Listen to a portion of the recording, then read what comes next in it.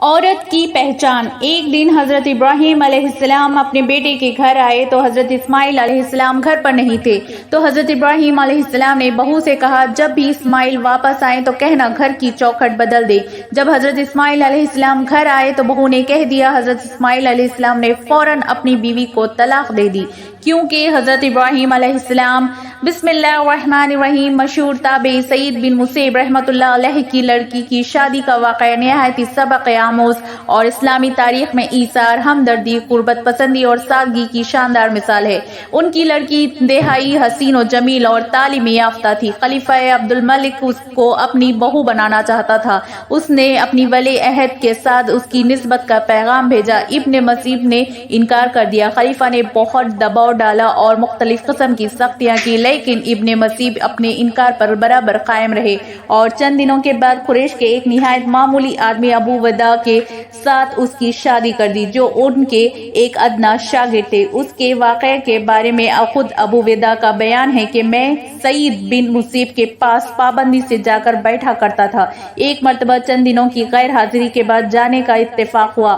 ابن مسیب نے مجھ سے پوچھا اتنے دنوں تک کہاں غائب رہے؟ میں نے کہا میری بیوی کا انتقال ہو گیا تھا، اس لیے حاضر نہ ہو سکا۔ فرمایا مجھے خبر کیوں نہیں دی؟ میں بھی تجہیز و تکفین میں شریک ہوتا۔ تھوڑی دیر بعد میں جب اٹھ کر جانے لگا تو انہوں نے کہا کیا تم نے دوسری کا انتظام کیا؟ میں غریب نادر 2-4 پیسے کا آدمی ہوں، میرے ساتھ کون شادی کرے گی؟ فرمایا میں انتظام کروں گا، تم تیار ہو؟ میں نے کہا بہت خوب۔ سعید نے اسی وقت 2-3 درہم پر میرے ساتھ اپنی بیٹی کا نکاح پڑھوا دیا۔ جب میں وہاں سے اٹھا تو فرط مسرت سے میری یہ سمجھ میں نہ آتا تھا کہ کیا کروں۔ گھر پہنچ کر رخصتی کے لیے فکر میں پڑ گیا۔ شام کے وقت سعید ابن مسیب نے اپنی لڑکی کو اپنے ساتھ چلنے کا حکم دیا۔ پہلے 2 رکعت نماز ادا کی اور 2 رکعت اپنی لڑکی سے پڑھوائی۔ اس کے بعد اس کو لیے ہوئے میرے گھر پہنچے۔ میں مغرب کے بعد روزہ افطار کرنے جا رہا تھا۔ کسی نے دروازہ کھٹکھٹایا۔ میں نے پوچھا کون؟ جواب ملا سعید۔ میں نے سوچا سعید ابن مسیب نے تو اپنے گھر اور مسجد کے علاوہ کہیں آتے جاتے نہیں، یہ سعید کون ہے؟ اٹھ کر دروازہ کھولا تو دیکھا تو سعید ابن مسیب تھے۔ انہیں دیکھ کر میں نے کہا آپ نے کیوں زحمت گواری کی؟ مجھے بلا لیا ہوتا۔ فرمایا نہیں، مجھے تمہارے پاس آنا چاہیے تھا۔ پھر فرمایا تم تنہا آدمی تھے اور تمہاری بیوی موجود تھی۔ میں نے خیال کیا کہ تنہا رات کیوں بسر کروں، اسی لیے تمہاری بیوی کو لے کر آیا ہوں۔ وہ ان کے پیچھے کھڑی ہوئی تھی۔ انہوں نے اسے دروازے کے اندر کر کے باہر سے دروازہ بند کر دیا۔ میری بیوی شرم سے گر پڑی۔ میں نے اندر سے دروازہ بند کر لیا۔ اس کے بعد چھت پر چڑھ کر پڑوسیوں میں اعلان کر دیا کہ آج ابن مسیب نے اپنی لڑکی کا عقد میرے ساتھ کر دیا اور اسے میرے گھر پہنچا گئے۔ میری ماں نے دستور کے مطابق 3 دن تک اس کو بنایا سنوارا۔ بننے سنورنے کے بعد میں نے اس کو دیکھا تو وہ نہایت حسین، کتاب اللہ کی حافظ، سنت رسول کی عالم اور حقوق شوہر کی واقف کار عورت تھی۔ تابعین از شاہ معین الدین ندوی۔ اس واقعے سے حسب ذیل عبرت آموز سبق ملتا ہے کہ ایک پڑھی لکھی حسین و جمیل لڑکی جو ایک جلیل القدر محدث تابعی کی پروردگار بچی تھی، شہر میں اس کے علم اور حسن و جمال اور سیرت و کردار کے چرچے تھے، اسے اچھے سے اچھا رشتہ مل سکتا تھا، لیکن لڑکی کے باپ نے لڑکی کو ایسی تعلیم دی تھی کہ حکومت وقت کے ولی عہد کے ملکہ بننے کے بجائے اس نے ایک غریب طالب علم کی بیوی بننے کو ہنسی خوشی منظور کیا اور دنیا پر آخرت کو ترجیح دینے کی یہ شاندار مثال پیش کی، جو ایک مسلمان لڑکی کے لیے تاریخ میں ہمیشہ سنہرے لفظوں میں لکھی جاتی رہے گی۔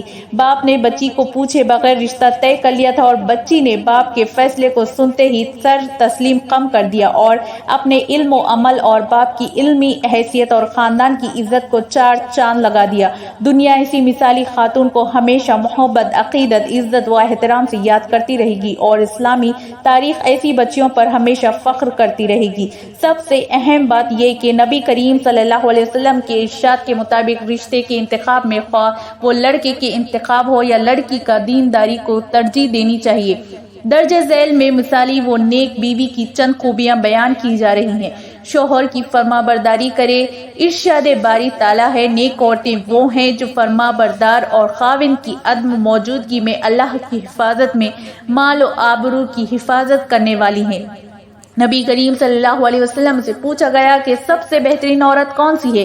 آپ صلی اللہ علیہ وسلم نے فرمایا وہ عورت جو شوہر اسے دیکھے تو خوش کر دے اور شوہر حکم دے تو اس کی اطاعت کرے اور اپنی جان و مال اپنے شوہر کا ناپسندیدہ کام نہ کرے اور اس کی مخالفت نہ کرے۔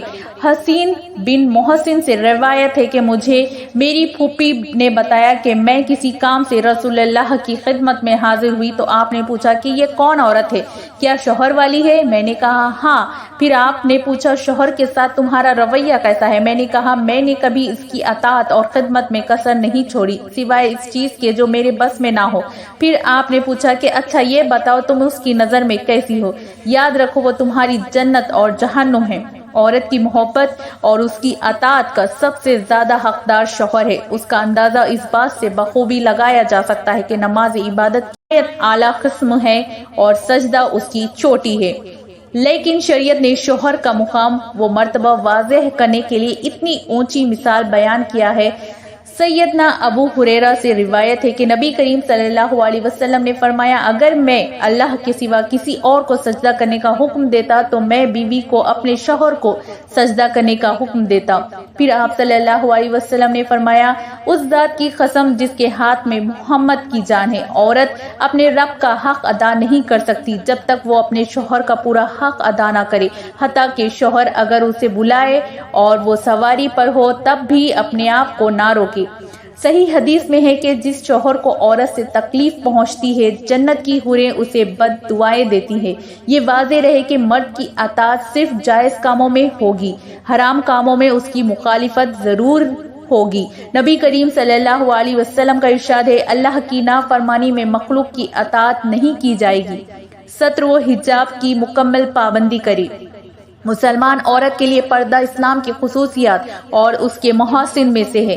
پردہ میں مسلمان عورت کی عزت و ناموس کی حفاظت ہے۔ پردہ ایک رحمت ہے۔ اسلام نے عورت کو انتہائی بیش قیمت متاع قرار دیا ہے، اس لیے اس کی حفاظت و صیانت کی خصوصی اہتمام کیا ہے۔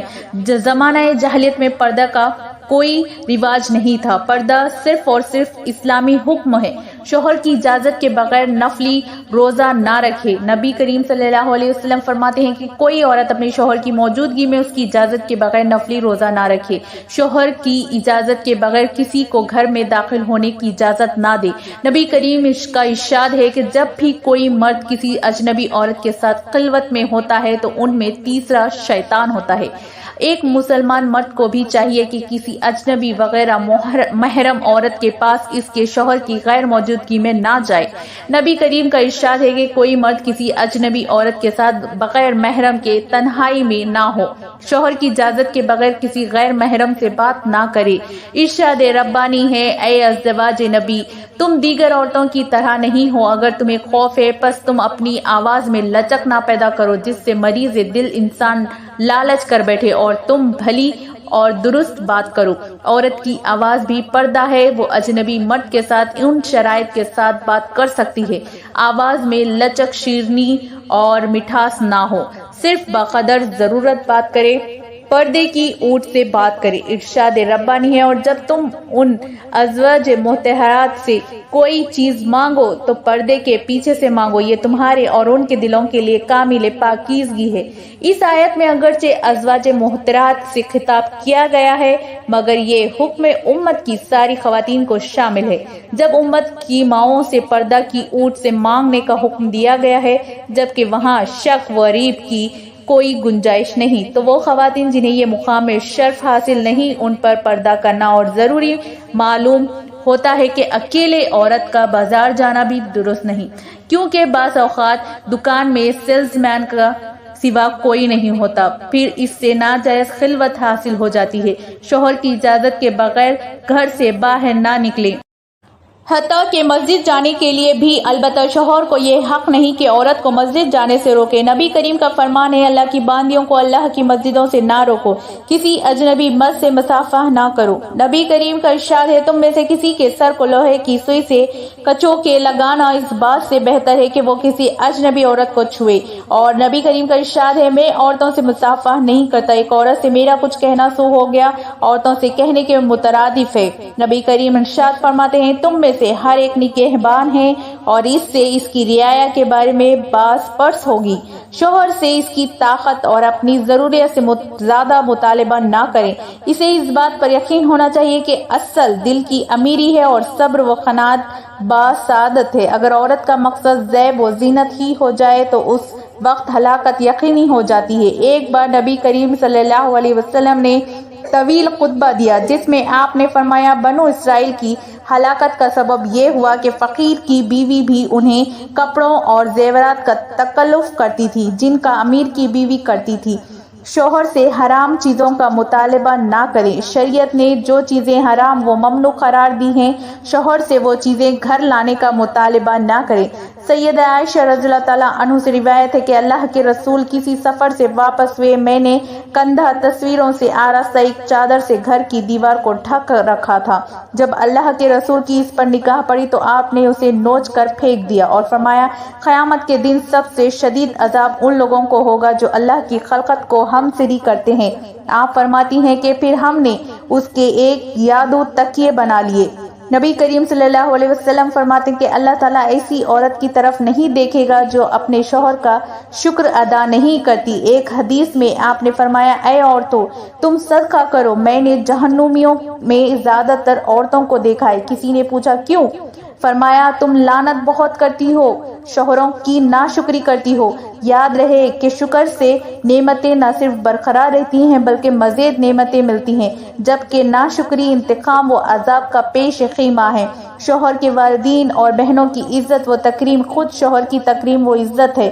بچوں کی رضاعت اور پرورش کریں۔ مائیں اپنی اولاد کو مکمل 2 سال دودھ پلائیں جن کا ارادہ دودھ پلانے کی مدت پوری کرنے کا ہو۔ صحیح ابن خزیمہ میں ہے کہ جب نبی کریم صلی اللہ علیہ وسلم کو جہنم دکھائی گئی تو آپ نے کچھ عورتوں کو دیکھا جن کی چھاتیوں کو سانپ نوچ رہے تھے اور ڈس رہے تھے۔ آپ نے فرمایا، پوچھا کہ کیا معاملہ ہے؟ بتایا گیا کہ یہ عورتیں ہیں جو بچوں کو دودھ نہیں پلاتی تھی۔ ہاں، اگر کوئی ماں مجبوری میں اپنا دودھ نہیں پلاتی تو اس کو وہ مستحق نہیں ہوگی۔ صبر و مشقت کی ساتھ بچوں کی دینی تربیت کرے، یہ مرد و عورت دونوں کے لیے ہے۔ دنیاوی چیزوں کے لیے اولاد پر غصہ ہونا درست نہیں۔ نبی کریم کا فرمان ہے کہ اپنے اوپر بد دعا نہ کرو، اپنی اولاد پر بد دعا نہ کرو، اپنے خادموں پر بد دعا نہ کرو۔ والدین کی بد دعا اور دونوں قبول ہوتی ہیں۔ جب بچے 7 سال کے ہو جائیں تو انہیں توحید و نماز کی تعلیم دی جائے۔ 10 سال کے ہو جانے پر اگر نماز نہ پڑھیں تو ان کے ساتھ تادیبی کارروائی کی جائے۔ لیکن افسوس ہے کہ گلاس ٹوٹ جانے پر بھی ماں باپ اپنے بچوں کو ضرور مارتے ہیں، لیکن جب بچہ نماز جیسی اہم عبادت ضائع کرتا پھرتا ہے تو کوئی نہیں مارتا اور نہ ہی اس پر غیظ و غضب کا اظہار کرتے ہیں۔ عورت خوشبو لگا کر گھر سے نکلے۔ صحیح مسلم کی ایک روایت ہے، جو عورت خوشبو استعمال کرے اسے مسجد میں نہیں آنا چاہیے۔ نبی کریم کا ارشاد ہے، جو عورت 5 وقت کی نماز پڑھے، 1 ماہ کا روزہ رکھے، اپنی شرمگاہ کی حفاظت کرے اور اپنے شوہر کی اطاعت کرے، ایسی عورت سے کہا جائے گا، جنت کی جس دروازے سے چاہو داخل ہو جاؤ۔ سیدنا انس بن مالک فرماتے ہیں کہ اللہ کے رسول نے فرمایا، کیا میں تمہیں جنتی عورتوں کا حال نہ بتاؤں؟ لوگوں نے عرض کیا، ضرور اے اللہ کے رسول۔ آپ نے فرمایا، وہ عورتیں بہت محبت کرنے والی اور بہت بچے جننے والی ہوتی ہیں۔ جب وہ غصے ہوتی ہیں یا انہیں کوئی تکلیف پہنچتی ہے یا ان کا شوہر ان سے ناراض ہو جاتا ہے تو شوہر سے کہتی ہیں، یہ میرا ہاتھ آپ کے ہاتھ میں ہے، اس وقت تک میری آنکھوں پر نیند حرام ہے جب تک آپ راضی نہ ہو جائیں۔ ان لوگوں کے لیے بھی ہماری نصیحت ہے جو دوسری شادی کر کے ایک مسنون عمل انجام تو دے لیتے ہیں لیکن عدل و انصاف سے کام نہ لے کر ظلم و زیادتی اور حرام کام مرتکب ہو رہے ہیں، وہ اللہ کا خوف کھائیں۔ قیامت کے دن اللہ عز و جل کے روبرو حاضر ہونا ہے اور ہر چیز کا حساب دینا ہے۔ دوسری شادی عدل و انصاف کے ساتھ مشروط ہے۔ اگر عدل کرنے کا حوصلہ نہیں تو بہتر ہے کہ دوسری شادی کے قریب نہ جائیں۔ مثالی شوہر کی پہچان، بیوی سے حسن سلوک کرنے والا بہترین شوہر ہے۔ آزمائش اور مصیبت میں صبر کرنے والا بہترین شوہر ہے۔ بیٹیوں اور بیٹوں کو دینی تعلیم دلانے والا، اچھی تربیت کرنے والا بہترین شوہر ہے۔ بیوی کے معاملے میں درگزر کرنے والا اور نرمی سے کام لینے والا اچھا شوہر ہے۔ बीवी और बच्चों पर कुचली से खर्च करने वाला अच्छा शौहर है। घर के काम काज में बीवी का हाथ बटाने वाला बेहतरीन शौहर है। हजरत इब्राहीम अलैहिस्सलाम कहने पर हजरत इस्माइल अलैहिस्सलाम ने अपनी ज़ौजा को तलाक दे दी। हजरत इब्राहीम अलैहिस्सलाम अपने बेटे हजरत इस्माइल अलैहिस्सलाम और उनकी वालिदा माजिदा को मक्के मुकर्रमा में छोड़कर चले गए। उस वक्त वो एक ऐसी वादी थी जहां सब्ज का नाम और निशान भी ना था। कहा जाता है कि हजरत इब्राहीम अलैहिस्सलाम वक्फे वक्फे से अपनी ज़ौजा मोहतरम और हजरत इस्माइल अलैहिस्सलाम से मुलाकात के लिए मक्के मुकर्रमा आया करते थे। हजरत इस्माइल अलैहिस्सलाम जो उन जवान हुए तो उनका निकाह कबीले बनु जरहम की एक लड़की से हुआ। हजरत इस्माइल अलैहिस्सलाम शिकार करने जाते थे, जो कुछ मिलता उसी से गुजर बसर होता। शिकार एक ऐसी हवाई रोजी थी कि अगर शिकार हो जाता तो कुछ मिल जाता और अगर ना मिलता तो कुछ ना मिलता। एक मर्तबा हजरत इस्माइल अलैहिस्सलाम शिकार को गए हुए थे कि पीछे उनके घर हजरत इब्राहीम अलैहिस्सलाम तशरीफ लाए। उन्होंने अपनी बहू से पूछा कि सुनाओ क्या हाल है। वो कहने लगी बस जिंदगी गुजर रही है, कभी शिकार मिलता है और कभी नहीं मिलता, बहुत तंगी का वक्त गुजर रहा है, बहरहाल गुजारा हो रहा है। इसने इस तरह नाशुक्री के अल्फाज कहे। हजरत इब्राहीम अलैहिस्सलाम ने पूछा कि मेरी मेहमान नवाजी के लिए घर में खाने पीने की कोई चीज है, तो बहू ने साफ इनकार कर दिया। हजरत इब्राहीम अलैहिस्सलाम ने कुछ देर इंतजार फरमाया और फिर फरमाया अच्छा अब मुझे वापस जाना है, जब तुम्हारे शौहर आ जाएं तो उन्हें मेरा सलाम कहना और उनसे कहना कि तुम्हारे घर की चौखट अच्छी नहीं, इसे तब्दील कर लो। ये कहकर वो चले गए। वो औरत हजरत इब्राहीम अलैहिस्सलाम की बात ना समझ सकी। जब हजरत इब्राहीम अलैहिस्सलाम इस्माइल अलैहिस्सलाम घर वापस आए तो उनकी बीवी ने उन्हें हजरत इब्राहीम अलैहिस्सलाम का पूरा पैगाम सुना दिया। वो फरमाने लगे कि वो तो मेरे वालिद ग्रामी थे, मेरी इनसे मुलाकात तो नहीं हो सकी, अलबत्ता वो मुझे एक पैगाम दे गए हैं कि घर की चौखट अच्छी नहीं है, उसे बदल देना, यानी तुम्हारी बीवी नाशुक्री है, उसे बदल देना। तो नाजरीन, हजरत इस्माइल अलैहिस्सलाम ने अपनी इस बीवी को तलाक देकर उसे फारिग कर दिया। कुछ अरसे के बाद एक कबीले की लड़की के साथ हजरत इस्माइल अलैहिस्सलाम की शादी हुई। अब ये औरत बड़ी साबिरा शाकिरा थी। साल 2 साल के बाद हजरत इब्राहीम अलैहिस्सलाम फिर तशरीफ लाए, लेकिन हुस्न व इत्तेफाक से इस बार भी हजरत इस्माइल अलैहिस्सलाम घर पर मौजूद नहीं थे। उनकी अहलिया ने बताया कि वो रोजी की तलाश में गए हैं और अभी आने ही वाले हैं। घर की मालकिन ने आने वाले मेहमान की मेहमान नवाजी दिली और खंदा पेशानी से खुश आमदीद कहा, पानी गर्म करके वजू कराया, सर धोया और दूध गोश्त वगैरह जो कुछ घर में मौजूद था खुशी खुशी उनकी खिदमत में पेश किया। और मुआज़रत भी चाहिए कि यहाँ गंदम वगैरह पैदा नहीं होती, इसलिए हम लोग भी दूध, शेर खुमा और शिकार का गोश्त ही खाते हैं। हजरत इब्राहीम अलैहिस्सलाम ये खातिर तवाज़ा देखकर बहुत खुश हुए। आपने अपनी बहू से पूछा कि तुम्हारी गुजर औकात कैसे होती है, तो बहू ने जवाब दिया कि अल्लाह का बेहद शुक्र है कि हम राहत से आराम से हैं। अल्लाह ने रिस्क में, रोजी में फरावानी और कुशादगी मरहमत फरमाई है और हर लिहाज से इत्मीनान है। आपने दरियाफ्त किया तुम्हारी खुराक क्या है, जवाब मिला गोश्त। फिर पूछा पीने को क्या मिलता है, तो खातून ने बताया कि जमजम का पानी। हजरत इब्राहीम अलैहिस्सलाम ने उन्हें खैर और बरकत की दुआ दी। परवरदिगार आलम उनके गोश्त और पानी को अपनी बरकतों से मामूर फरमाए। हुजूर नबी करीम सल्लल्लाहु अलैहि वसल्लम इरशाद फरमाते हैं कि उनके पास कोई अनाज मौजूद होता तो इब्राहीम अलैहिस्सलाम उन्हें अनाज में बरकत की दुआ से नवाजते। ये आपकी दुआ का करिश्मा है कि मक्के के बाशिंदे गोश्त और पानी बड़ी उम्मदगी से गुजारा करते हैं, जबकि दूसरे लोग फख्त गोश्त और पानी पर गुजारा नहीं कर सकते। हजरत इब्राहीम अलैहिस्सलाम ने बहू से कहा कि जब तुम्हारे शौहर घर लौटे तो उन्हें मेरा सलाम कहना और पैगाम देना कि अपनी चौखट कायम और आबाद रखें और उसे तब्दील ना करें। हजरत इब्राहीम अलैहिस्सलाम ये कहकर रवाना हो गए। जब हजरत इस्माइल अलैहिस्सलाम घर आए तो बाप के भनक पाकर अपनी बीवी से पूछा क्या कोई यहाँ आया था। उन्होंने कहा कि हाँ, एक खूबसूरत बूढ़े से साहब आए थे।